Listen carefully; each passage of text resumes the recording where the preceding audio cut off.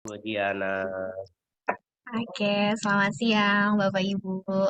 Oke, Bapak Ibu, terima kasih ya Bapak Ibu ya, karena sudah menyempatkan hadir dalam seminar kesehatan bersama Dr. Winda di hari Selasa, tanggal 24 Agustus 2021. Mungkin Bapak Ibu sebagian sudah ada yang mengenali saya, ada juga yang belum ya. Baik, saya perkenalkan dulu, saya Diana, saya produk spesialis dari Forever Health Indonesia. Dan kali ini tema kita tema yang masih baru banget nih, gitu. Dimana kita akan membahas flavanol untuk migrain. Dan seperti biasa nanti Bapak Ibu bisa bertanya, tapi kita utamakan dulu di kolom chat ya. Dan nanti saya akan memberikan kesempatan bagi Bapak Ibu yang ingin bertanya melalui mikrofon. Oke, kita panggil dulu Dokter Winda.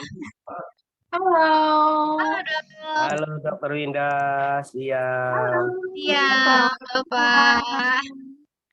Siang, Dokter Winda.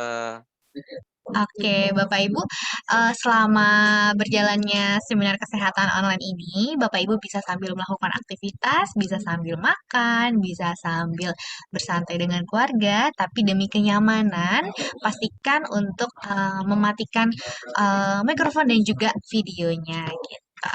Oke, Dokter Indah, kita langsung saja ya, Dok ya, untuk materinya. Oke. Oke, sudah muncul ya, Dok ya. Ya. Oke, di sini temanya Cocoa Flavanol untuk migrain. Silakan Dokter Winda.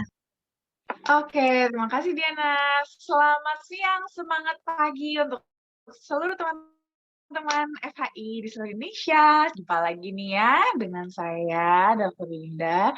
Dan kali ini topiknya agak lebih fresh nih ya, agak baru. Kita bahas tentang migrain. Soalnya dari kemarin-kemarin banyak nih yang bertanya-tanya, dok bisa nggak flavanol untuk migrain? Bisa nggak buat migrain? Sebelum kita tanya bisa nggak flavanol buat migrain, kita kenal dulu nih migrain itu sebenarnya bagaimana sih kondisinya ya. Slide.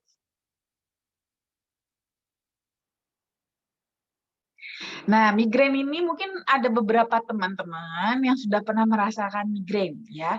Migrain itu sih dia sebenarnya seperti sakit kepala, cuman memang dia agak berbeda karena biasanya kalau kita sakit kepalanya itu seluruh kepala yang sakit, ah ini dia sakitnya itu cuma di satu sisi aja. Dan biasanya itu cenderung rasanya itu lebih ke berdenyut jenis sakit kepalanya. Nah, ini menurut hasil penelitian WHO, dari total populasi manusia yang berusia 18 sampai 65 tahun yang melaporkan pernah menderita sakit kepala, sekitar 30%-nya itu justru menderitanya migrain. Slide. Nah, migrain sendiri sebenarnya ada beberapa jenis ya. Yang pertama itu adalah migrain tanpa aura. Nah, migrain tanpa aura ini dia itu seperti sakit kepala migrain juga sama, cuman dia itu tidak ada tanda-tanda atau gejalanya gitu ya. Jadi dia migrainnya itu langsung aja gitu nyeri kepala sebelah gitu ya. Nah, di sini biasanya didiagnosisnya itu setelah pasien diketahui memiliki sejarah serangan migrain sebanyak 5 kali. Jadi memang teman-teman kalau kita baru sekali aja ngerasain sakit kepala sebelah, itu kita belum tentu juga sih langsung bisa mengatakan kita migrain gitu ya. Dan belum bisa mengklasifikasi ini migrain yang jenis seperti apa. Nah, lalu ada yang jenis kedua itu ada namanya migrain dengan aura. Nah, yang tadi itu tanpa aura itu kan dia tanpa gejala. Nah, dengan aura itu dia ada diawali gejala terlebih dahulu. Nah, jadi sebelum dia sakit kepala, sebelum migrain kumat, itu ada gejala dulu yang mendahului dari sakit kepalanya. Nah, ini biasanya itu berupa masalah penglihatan. Jadi biasanya nih kalau mungkin ada teman-teman yang punya kebetulan dia migrainnya itu yang dengan aura, jadi sebelum atau selama nyeri kepala sebelahnya itu disertai dengan masalah pada penglihatan. Jadi seperti ngelihat kilatan-kilatan cahaya pada mata. Ya, selain itu juga ada yang merasakan kekakuan pada leher dan juga kesemutan pada anggota tubuh. Nah, migrain yang dengan aura ini juga sering dikenal dengan migrain klasik. Nah, biasanya ini sekitar sepertiga dari pengidap migrain itu mengalami migrain dengan aura ini. Lalu yang terakhir itu ada juga aura migrain tapi tanpa sakit kepala. Nah, ini dia biasanya justru dia nggak gitu ngerasain sakit kepalanya, tapi dia merasakan justru auranya. gitu ya, auranya yang dirasakan. Jadi dia ngerasa penglihatannya terganggu, seperti ada kelihatan cahaya, tapi sebenarnya kepalanya kayak nggak gitu sakit deh, gitu ya.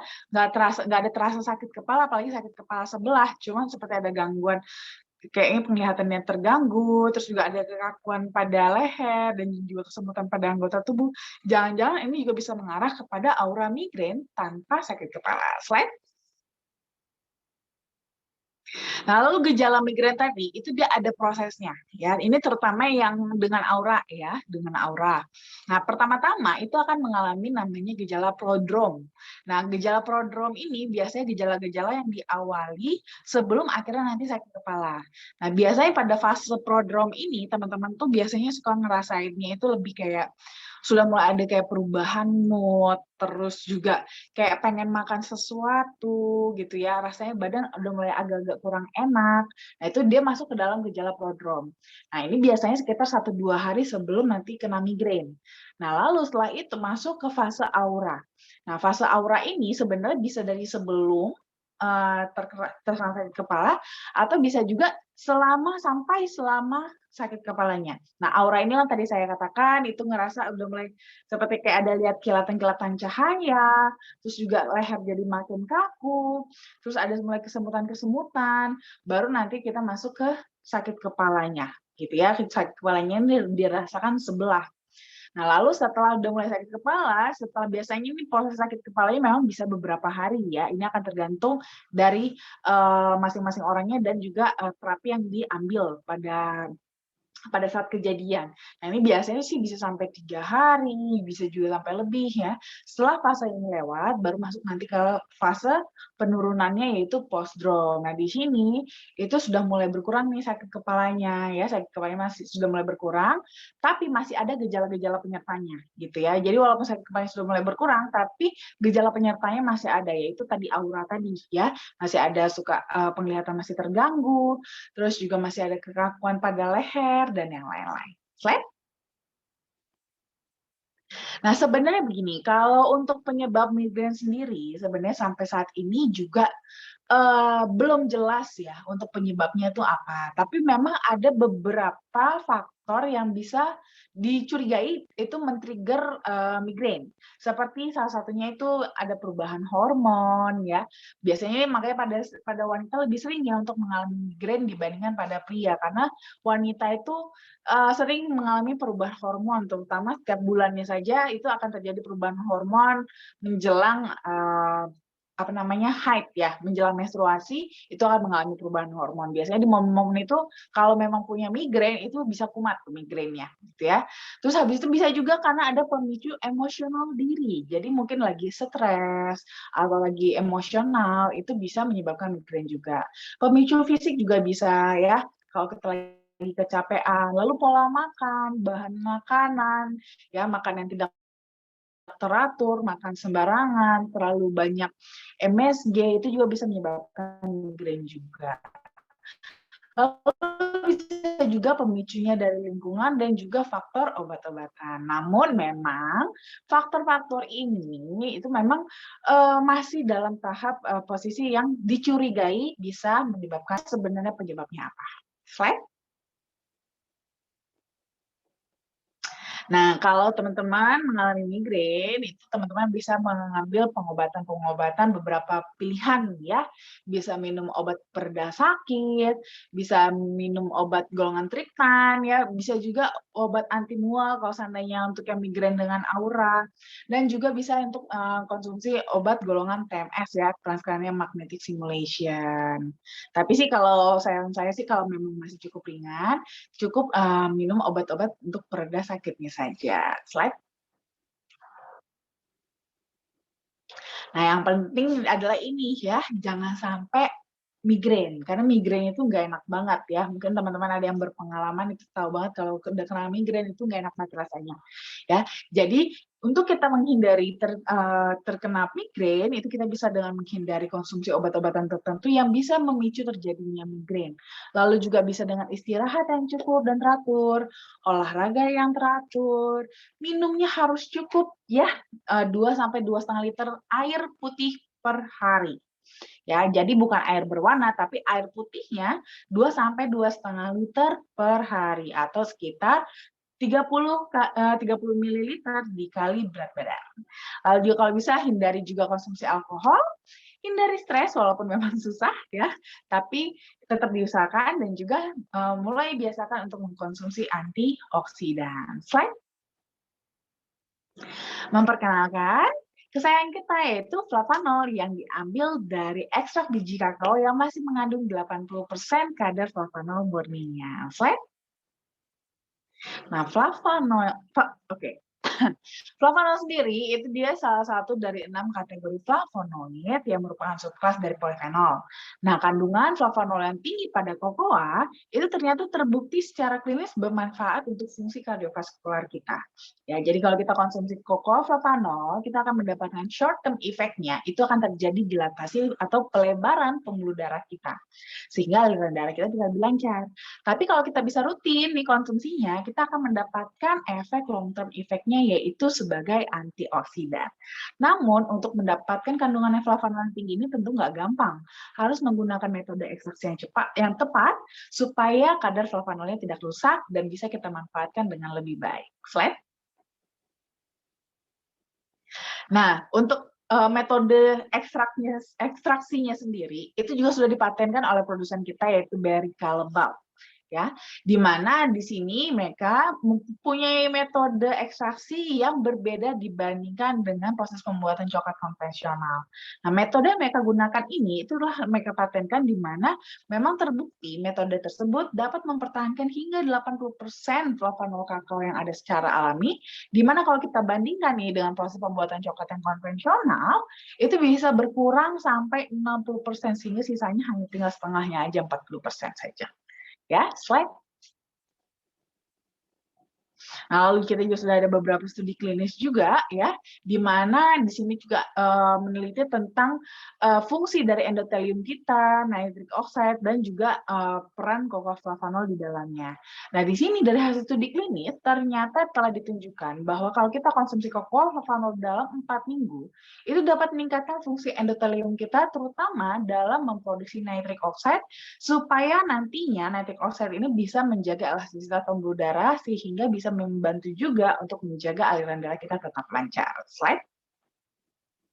Lalu kita juga sudah dapat scientific opinion juga dari EFSA atau European Food Safety Authority, di mana di sini itu kita dapat mengklaim manfaat produk kita dengan kokoa flavanol itu memang dapat membantu memelihara elastisitas pembuluh darah kita yang nantinya akan berkontribusi untuk mendapatkan aliran darah yang lebih normal. Slide.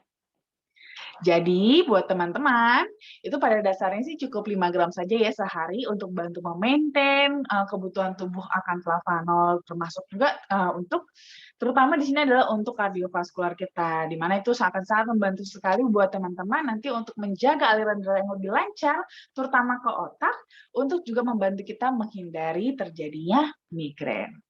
Jadi jangan lupa minum flavanol hari ini ya.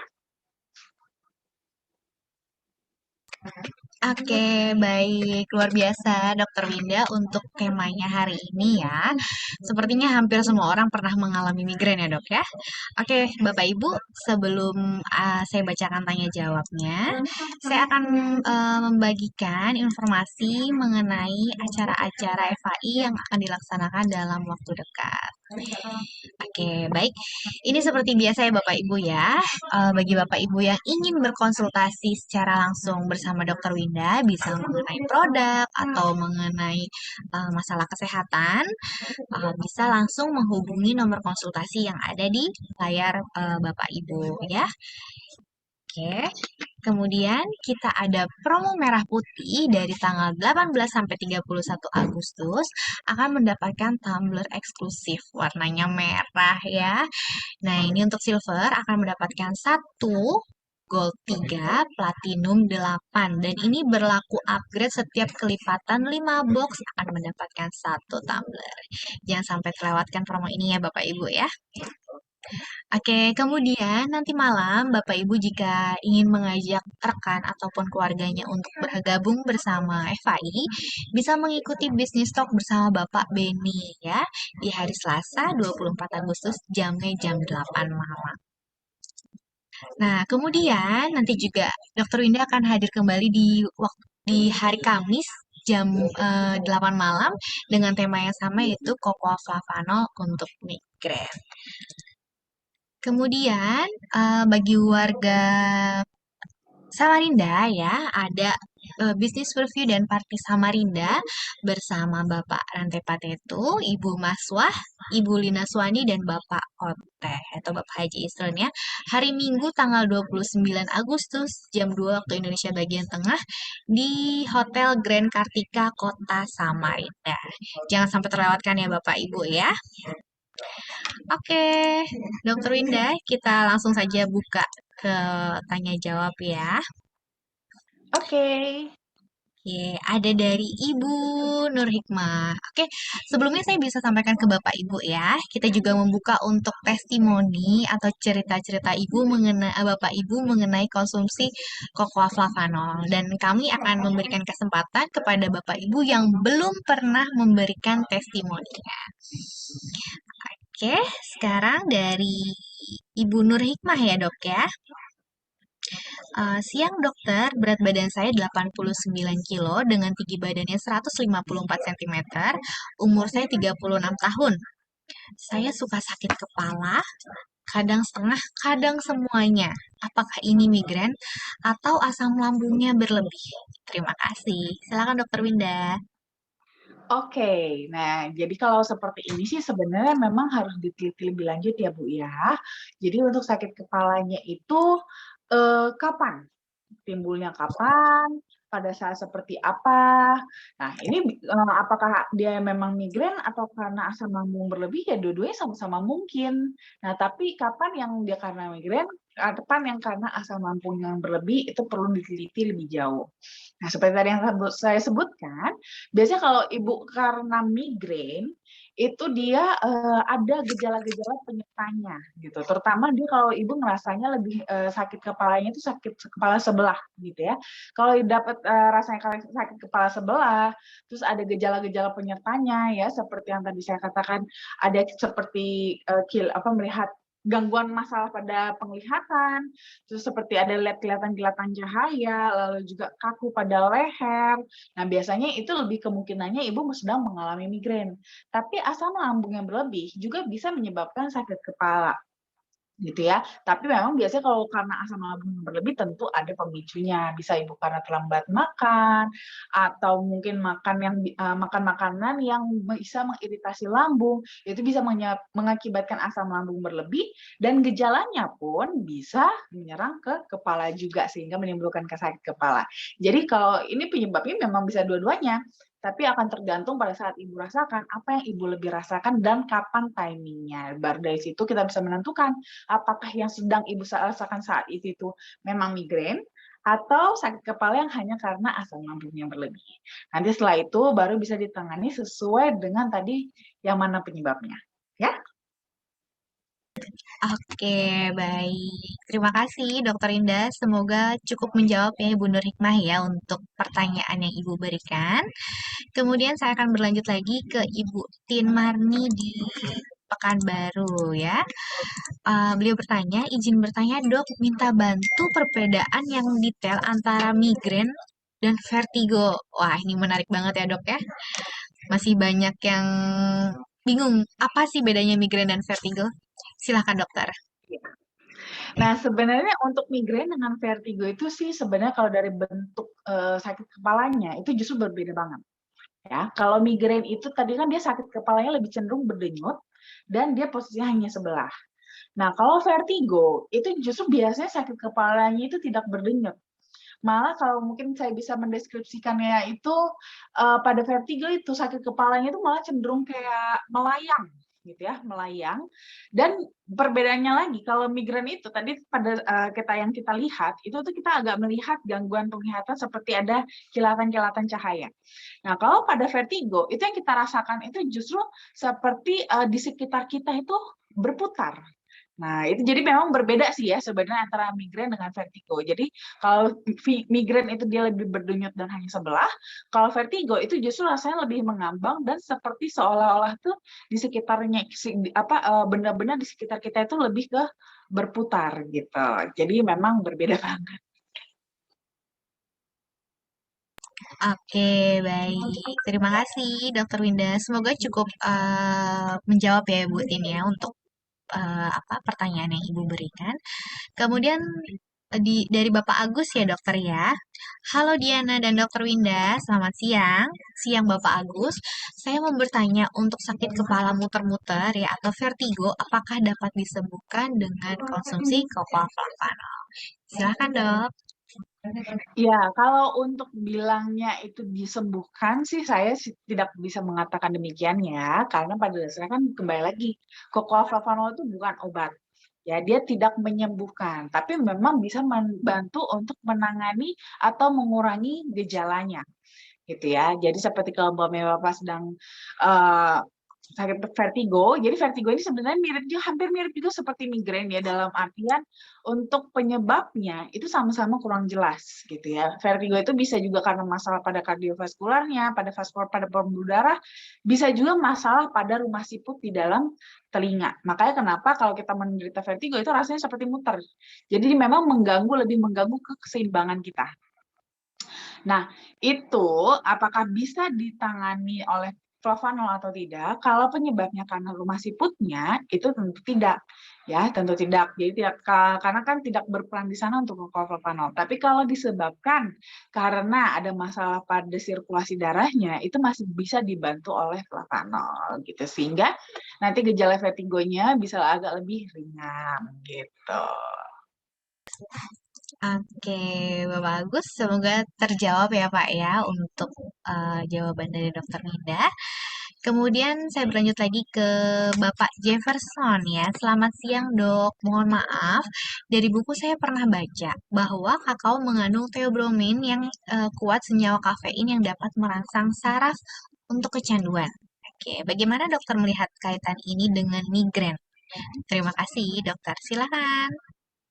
Iya, selamat siang lagi Bapak Jefferson. Nah ya, memang benar. Jadi memang sama juga seperti halnya pada kakao kita ini, karena kan memang kakao kita ini pure ya.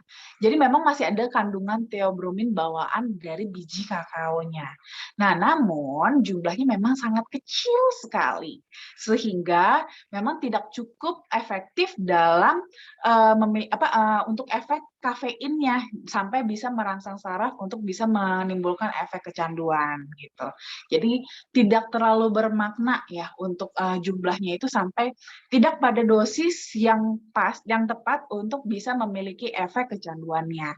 Makanya memang untuk mungkin teman-teman juga yang sudah pernah mengkonsumsi cocoa flavanol itu memang tidak ada merasakan kecanduan dalam mengkonsumsi cocoa flavanol seperti itu, karena memang walaupun ada kandungan theobromine-nya, tapi kadar dosisnya itu tidak sampai pada dosis yang efektif untuk memberikan efek kecanduan. Nah, kalau seandainya nih kita memang minumnya beda halnya pada kopi ya. Jadi kafein pada kopi itu memang secara jumlah masih jauh lebih tinggi dibandingkan pada kokoa. Nah, makanya sehingga kita minum kopi, apalagi yang biasanya minum kopinya yang pekat, nah itu juga bisa menimbulkan kecanduan yang nanti bisa berefek juga, bisa menjadi salah satu faktor trigger untuk timbulnya migrain gitu. Tapi tetap aja sih antara kafein pada kokoa dengan kafein pada kopi. Karena memang jumlahnya yang kadar kafeinnya yang jauh sekali berbeda gitu.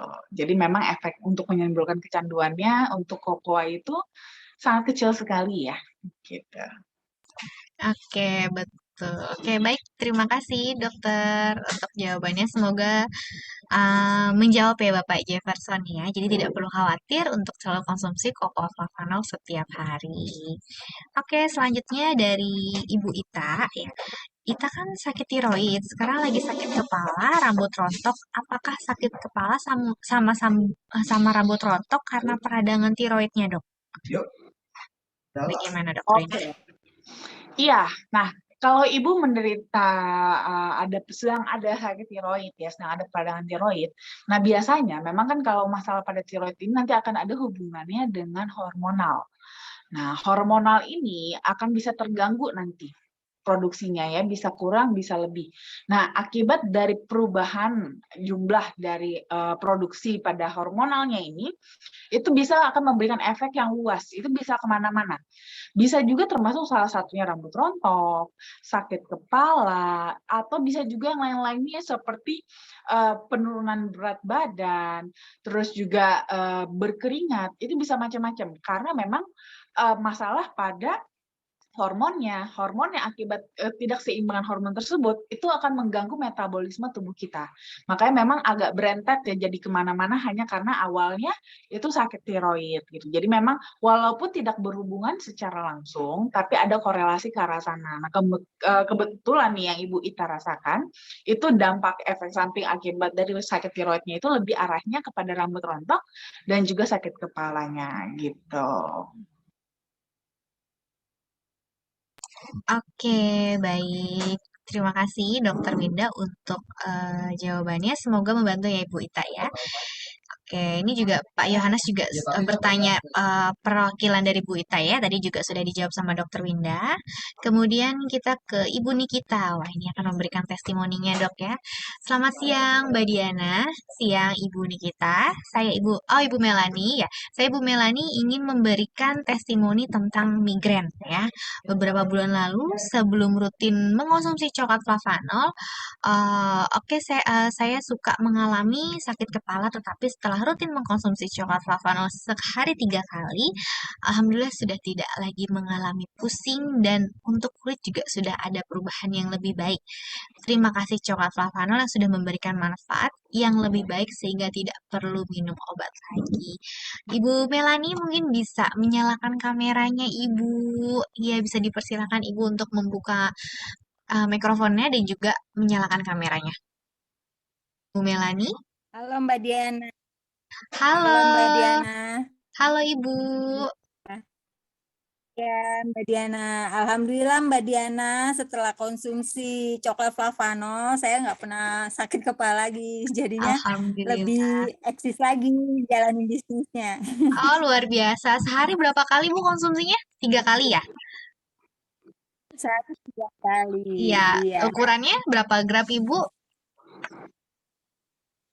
Cukup 1 sendok teh aja Mbak. Oke, luar biasa. Sudah sesuai anjuran ya, Bu ya. Oke, baik. Ya. Bu Melani, terima kasih sudah memberikan cerita-ceritanya tentang konsumsi cocoa flavanol. Nanti kita akan memberikan hadiah menarik untuk Ibu ya. Oke. Terima kasih Mbak Diana. Terima kasih kembali, Bu Melani. Mau sharing juga nih Diana sedikit. Boleh dok, silakan. Ada tips sedikit ya, kebetulan dari aku pribadi juga, ini buat teman-teman juga yang mungkin sama-sama mengalami migrain. Nah, kebetulan aku juga sama. Aku termasuk salah satu penderita migrain juga, dan suka beberapa kali kalau udah mulai kecapean, lagi kebanyakan istilahnya itu, kebanyakan makan mecin gitu ya, itu tuh migrain tuh udah mulai kumat. Nah, aku mau bagi tips buat teman-teman juga.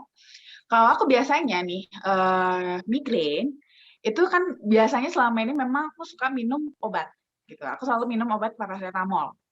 Nah, sering banget, tapi mungkin karena aku sudah sering juga konsumsi paracetamol, kalau lagi sakit kepala, sometimes itu tuh nggak efek gitu ya, tidak mengurangi rasa nyerinya, jadi masih tetap sakit kepalanya itu tetap aku tipsnya aku minum flavanol dulu.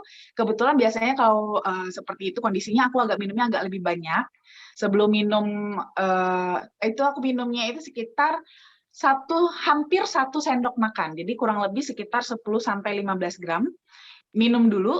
Habis itu selang waktu sekitar setengah jam, baru aku lanjut minum obat paracetamolnya. Nah, itu biasanya berdasarkan pengalaman aku, itu sekitar setengah jam sampai 1 jam kemudian, itu kepala udah langsung enteng, enak banget. Nah, jadi mungkin boleh nanti sharing-sharing kapan-kapan buat teman-teman juga yang lagi kumat, kebetulan sakit kepalanya, boleh dicoba caranya demikian ya. Oke, baik. Terima kasih Dokter Wina untuk sharingnya juga ya, dokter ya. Oke, selanjutnya kita akan berlanjut lagi ke Bapak Yahya ya. Selamat sore dok, malam sebelum tidur saya minum coklat, tapi ketika bangun pagi kok kepalanya sakit. Itu yang pertama ya dok ya. Yang kedua, member saya menderita diabetes, konsumsi coklat sehari 3 kali, tapi kalau malam susah tidur. Kondisinya memang membaik tapi. Oke, silahkan dokter Winda. Iya, nah sebenarnya sih begini, kalau untuk untuk pertanyaan pertama dulu ya, untuk pertanyaan pertama, nah ini sih akan tergantung dulu nih, Bapak berapa kali sampai kejadiannya nih Bapak habis malamnya minum coklat, terus paginya itu sakit kepala, apakah selalu demikian atau hanya momen-momen tertentu aja? Nah, kalau hanya saat-saat tertentu aja bisa jadi mungkin ada yang penyebabnya gitu, ada suatu penyebab yang penyebab lain yang menyebabkan Bapak itu akhirnya jadi sakit kepala. Mungkin kemarin malam itu ada habis makan sesuatu nggak gitu ya, ada sesuatu mungkin lagi makan yang daging-daging, lagi agak banyak mungkin, atau tidurnya lagi telat nggak? Nah, itu bisa macam-macam sih ya, bisa macam-macam, atau lagi kecapean. Nah, bisa jadi juga memang paginya kebetulan akhirnya jadi kepala agak sakit. Seperti itu. Nah, makanya ini akan tergantung apakah memang selalu sebelum pas malamnya minum coklat itu pasti paginya itu sakit kepala.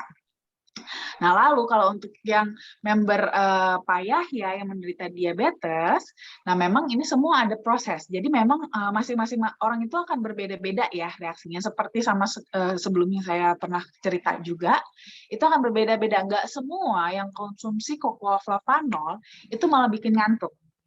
Ada yang malah jadi seger. Nah, seperti itu. Kebetulan kalau saya sih pas minum cocoa flavanol sih malah jadi ngantuk ya. Makanya saya cenderung konsumsi cocoa flavanol itu lebih ke malam hari. Nah, tapi ada beberapa yang justru minum cocoa flavanol itu malah jadi makin segar. Kenapa? Memang karena pembuluh darah yang jadi lebih terbuka. Pembuluh darah yang lebih terbuka, metabolisme tubuh jadi malah lebih meningkat. Nah, metabolisme tubuh yang jadi semakin meningkat tadi itu malah bikin badan jadi lebih segar. Kalau biasanya jatuhnya pas kita malam hari, itu memang jadi kurang, apa ya, jadi kayak agak kurang pas timingnya, itu malah jadi bikin kita susah tidur. Nah, itu memang kadang-kadang itu kita agak tricky sih ya. Itulah kita harus berkomunikasi dengan tubuh kita sendiri. Kita harus kenali, ini efek cocoa flavanol buat tubuh kita seperti apa. Nah, kalau seandainya itu kalau malamnya malah jadi susah tidur, kalau gitu diganti aja. Untuk malamnya nggak usah minum cocoa flavanol lagi. Mungkin terakhir kali nanti minum cocoa flavanolnya lebih ke sore. Jangan malam-malam minumnya. Gitu ya, 3 kali sehari, pagi, siang, sore. Tapi jangan malam, supaya nanti malamnya itu jangan jadi susah tidur. Seperti itu. Tapi yang penting kan di sini, itu dengan rutin konsumsi cocoa flavanol, kondisinya sudah mulai lebih membaik kan, itu yang lebih penting gitu. Sambil nanti palingan diakalin untuk yang nggak bisa tidurnya itu lebih ke timing waktu untuk konsumsinya aja yang diatur ya. Oke, baik. Terima kasih Dokter Indah. Semoga ketemu ya Bapak Yahya ya untuk jawabannya ya. Oke, kemudian dari Bapak Wempi ya. Dok, saya mau nanya, customer saya di Ternate orangnya diabetes. Syukur dari 400 gulanya udah turun 100-an, tapi badannya gatel-gatel. Nah, apakah ini detox, Dok? Silakan Dokter Winda. Ya, memang sebenarnya badan gatal-gatal itu, kulit gatal-gatal itu sebenarnya adalah efek samping dari diabetes itu sendiri sebenarnya. Gitu ya. Jadi bisa juga memang itu adalah efek samping karena diabetesnya sendiri. Jadi memang salah satu komplikasi pada pasien diabetes adalah pada masalah kulit. Gitu, kulit jadi lebih kering karena terjadi degradasi pada kolagennya ya, sehingga kulit jadi lebih kering. Dan kalau kulit kita kering itu jadi lebih gampang gatal gitu ya. Jadi memang jadi gatal-gatal bisa jadi karena efek samping dari si diabetesnya sendiri. Tapi mungkin juga itu salah satu detoksifikasi. Nah, tapi apakah gimana kita cara membedakannya? Karena secara gejala itu sih sama-sama aja ya, mirip-mirip aja, sama-sama gatal-gatal gitu kan. Kalau seperti ini nggak apa-apa, tetap diteruskan konsumsi cocoa flavanolnya dan diperbanyak minum air putihnya. ya. Tapi tetap jangan lupa tetap terus dijaga makannya. Ya, jangan mentang-mentang nih udah sampai 100-an, udah mulai normal kadar gulanya, tapi akhirnya malah jadi ngebandel lagi nanti makan yang manis-manis dan kurang istirahat ya. Jangan seperti itu. Tetap dijaga karena sudah baik.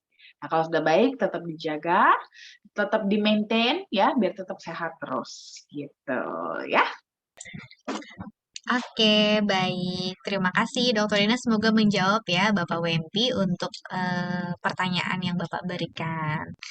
Oke, karena kolom chat sudah tidak ada yang bertanya, mungkin saya bisa membuka bagi Bapak Ibu yang ingin bertanya melalui mikrofon.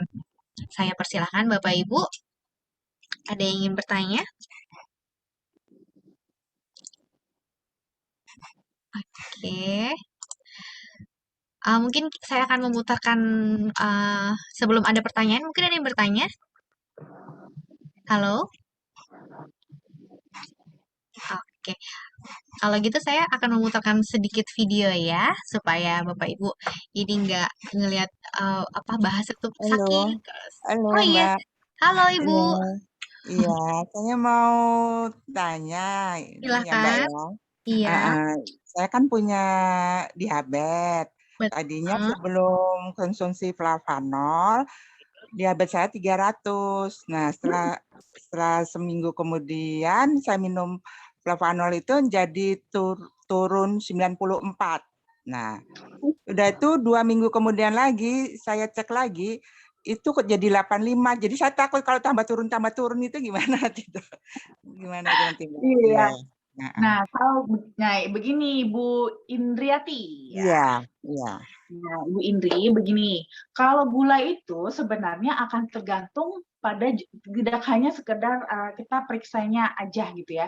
Jadi kalau seandainya jadi kalau flavanol itu memang akan bisa membantu, dia bukan membantu menurunkan sih, tapi dia akan membantu tubuh ibu supaya lebih sensitif sama insulin, supaya gulanya itu bisa dipindahkan ke dalam sel. Jadi nggak menumpuk di dalam darah. Makanya pada saat ibu cek darah, nanti gulanya turun. Seperti itu. Nah, itu akan kembali lagi pada pola makan ibu juga. Gitu. Jadi jangan karena ibu nih takut nih, aduh takut tinggi nih, ininya malah jadi nggak makan. Jangan juga ya.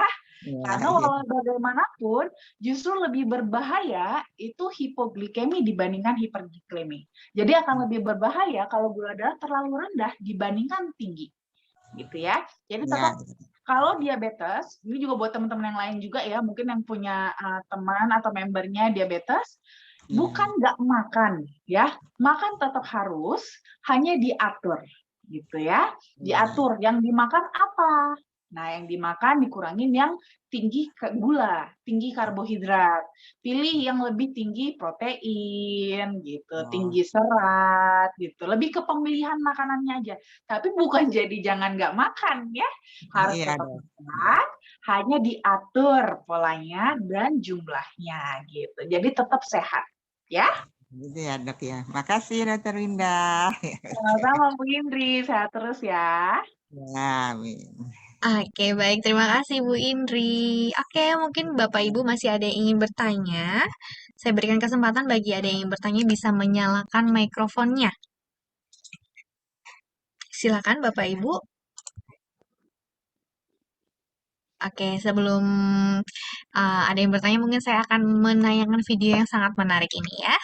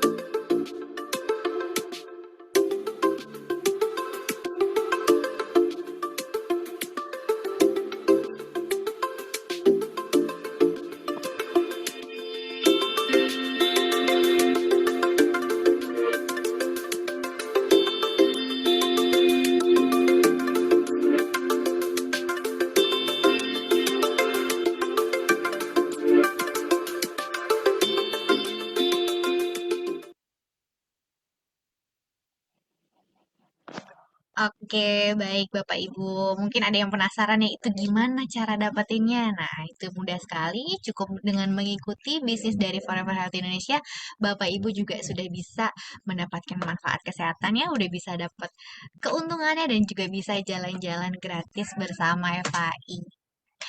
Oke, Bapak Ibu mungkin masih ada yang ingin bertanya, bisa melalui kolom chat atau bisa juga dengan menyalakan mikrofonnya. Silakan. Iya, sore Mbak Diana. Sore, Selamat Bu sore. Maria. Ya, silakan Ibu. Iya, saya Bu Maria dari Manokwari, Mbak Diana. Oh, luar Mau biasa. bertanya tentang... Silakan Ibu. Iya, tadi kan saya dengar sudah banyak yang bertanya tentang diabetes. Ya, ini saya mau tanyakan lagi Mbak, karena konsumen saya kemarin sempat diopnam ya Mbak, setelah minum flavanol. Tetapi awal minumnya itu sehat, dia tambah semangat, terus diabetesnya lebih baik. Tetapi sudah masuk di box kelima, malah drop tiba-tiba, pingsan, tidak sadarkan diri selama 2 hari. Dan setelah 2 hari itu baru dia sadar. Dan dirawat di rumah sakit selama 2 minggu. Nah, baru saja kemarin keluar dari rumah sakit, Mbak. Itu akibat apa ya? Maksudnya sementara minum flavanol, tetapi kok malah diabetesnya, menurut dokter katanya diabetesnya yang membuat dia pingsan. Tidak sadarkan diri karena naik tiba-tiba begitu. Oke, baik. Silakan Dokter Winda untuk dibantu jawabannya. Oke, nah mungkin itu dia Bu, makanya itu seperti tadi saya katakan, sering banget ya ngerasa karena sudah mulai baik, sudah mulai sehat, nah mulailah bolong-bolong jaga kesehatannya kan, karena merasa sudah mulai normal nih gula darahnya, itu malah jadi mulai makan sembarangan, udah mulai colong-colong makan yang manis-manis, mulai males olahraganya, mulai istirahat yang nggak cukup. Nah, jadi itu dia. Walaupun kita konsumsi flavanol, bukan berarti kita jadi imun atau jadi kebal dari segala macam penyakit. Enggak, ya. Kita harus realistis, ya. Jadi, flavanol itu lebih ke membantu teman-teman untuk menjaga kesehatan. Tapi tetap harus, kalau sudah mulai sehat, ya teman-teman juga harus kerjasama dong menjaganya. Jangan dikotorin lagi, jangan dirusak lagi yang sudah dibenahi, gitu kan? Nah, makanya nanti teman-teman nih juga harus ingetin terus member-membernya ya. Nanti kalau seandainya sudah ngerasa mulai enakan, itu jangan malah jadi malah jadi kebablasan gitu ya, yang biasanya tekanan darahnya tinggi, giliran nanti sudah minum flavanol, udah ada flavanol ini kok, udah enak, udah bagus, semua dimakanin, nggak gitu juga ya. Jangan seperti itu ya. Ingat, kita sudah usaha nih, udah susah-susah untuk bisa lebih baik, harus dijaga ya. Itu makanya nanti lain kalinya juga, itu kalau sudah mulai merasa enakan, jangan langsung cepet banget langsung lepas gitu ya, jangan. Harus tetap di-maintain. Ya, dijaga makannya seolah-olah seperti kita kemarin kayak masih sakit aja. Ya, jadi dijaga makannya, dijaga istirahatnya, dijaga ya, olahraganya tetap dijaga, di maintain aktivitas fisiknya ya, gitu, supaya jangan sampai nanti jatuh ke sakit lagi. Gitu ya Bu Maria ya. Ya, terima kasih dokter penjelasannya. Sama-sama Bu Maria. Oke, terima kasih Bu Maria untuk pertanyaannya. Terima kasih kembali Bu Maria. Oke, mungkin masih ada yang ingin bertanya dari Bapak Ibu yang hadir, bisa langsung menyalakan mikrofonnya juga Bapak Ibu. Silakan. Silakan Bapak Ibu, mungkin ada yang ingin bertanya. Oke, Kak Dokter ini mungkin karena sudah tidak ada yang bertanya ya dokter ya. Kita akhiri saja seminar kesehatan hari ini. Kita ketemu lagi di nanti hari Selasa jam 8 malam dengan topik Flavanol untuk migrain ya. Bapak Ibu jangan lupa untuk selalu mengundang teman dan juga keluarganya untuk mengikuti seminar kesehatan. Kemudian jangan lupa untuk selalu menjaga protokol kesehatan dan selalu konsumsi Flavanol. Saya Diana, saya undur diri dan selamat sore Bapak Ibu. Selamat sore. Terima kasih Assalamualaikum. Dokter Wida dan Selamat sore Mbak Dokter Diana. Dinda. Selamat sore Diana. Sore Bapak, ya, terima kasih. Pak.